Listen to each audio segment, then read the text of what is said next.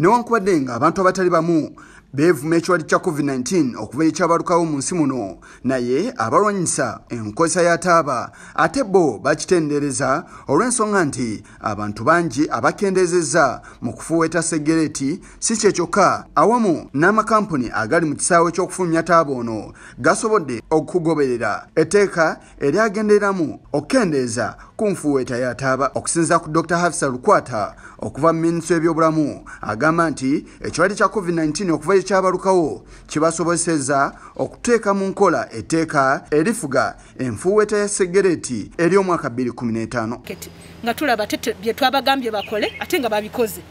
Netugamba kati ate mwatulopye nti temusobola bikwatisa ate tugera tulaba ate nga mwalikwasisiza kati kiki muliko. Kati bwe twayogera nabo ne bagamba kale itsoke katubijjeyo kubanga tulabika tusobola okukola ki okukwasisa etteeka lino. So ne babijjayo naye nga mamaze already okubanga ba implementing nga tetuli mu kooti. So kye twalabye nti abantu abamu twafunye reports abantu abamu nga bagamba bino ebintu ebiriko ebifaananyi bino nga birabika bifina tetujja binywa.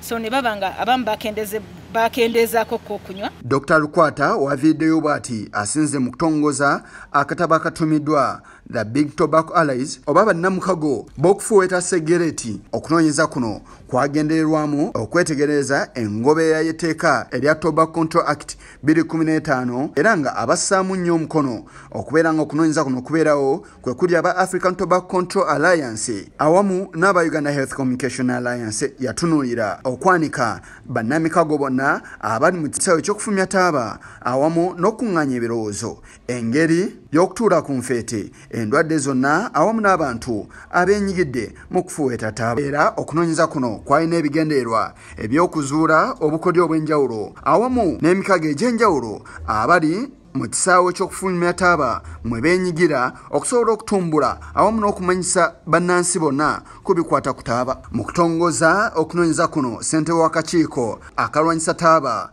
mu nnyaffe Uganda Boaz Musimenta atendereza okunoonyeza kuno era n'ategeeza nga ensonga y'abakazanyiezi awamu n'abayimbi abakoze ekyamaanyi okutumbula taaba bwegenda okulowoozebwako mu nsinkano gye bayina. On TV, that is also illegal. The act makes it illegal. And we are going to communicate to the Uganda Communications Commission, who are responsible for films and performances, to take action on the matter. Those are some of the decisions we intend to take during the 9th March meeting.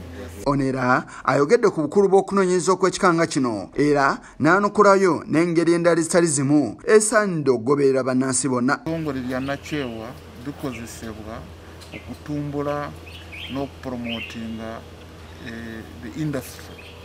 Ekibuuzo kye twebuuza ebyo ebitongole bya nakyewa bikikola nga bimanyi nti kye bakola kikyamu oba tebamanyi.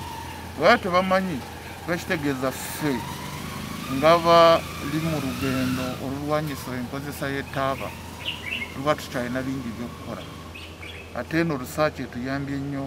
Dr. Hafsa Lukwata naye ayogedde kunoonyereza kuno n'engeri ki gye kuli okw'amakulu mu kulwanyisa okufuuweta segereti mu nnyaffe Uganda. Okkirizibwa kwogera n'abantu bano abataaba kubanga taaba yadde akkirizibwa okuba nga atundibwa naye kyabulabe nnyo mu bulamu. It is a lethal product. Kibinga ogamba ng'emmundu kwegamba tugiriraanyisa ng'emmundu nti emmundu ya bulabe era eteekwa kuba erina amateeka agagikwatibwako. Kati taaba wa bulabe nnyo era naye tukola amateeka agalaga nti tuteekwa omukugira abantu okubeera nga bamukozesa.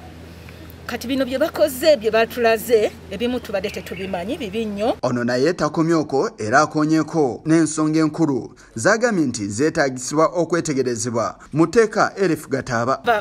Bakolagana ne tobacco ono ne tobacco industry eno baba bangwirwa mangu obattira ku liiso okubagamba kino kiyitewo okuteekeka amateeka agatali kwegamba makakali nnyo agatali protective agatagenda kuyamba abantu kutuukiriza ffe kye twagala nga ba Ministry of Health.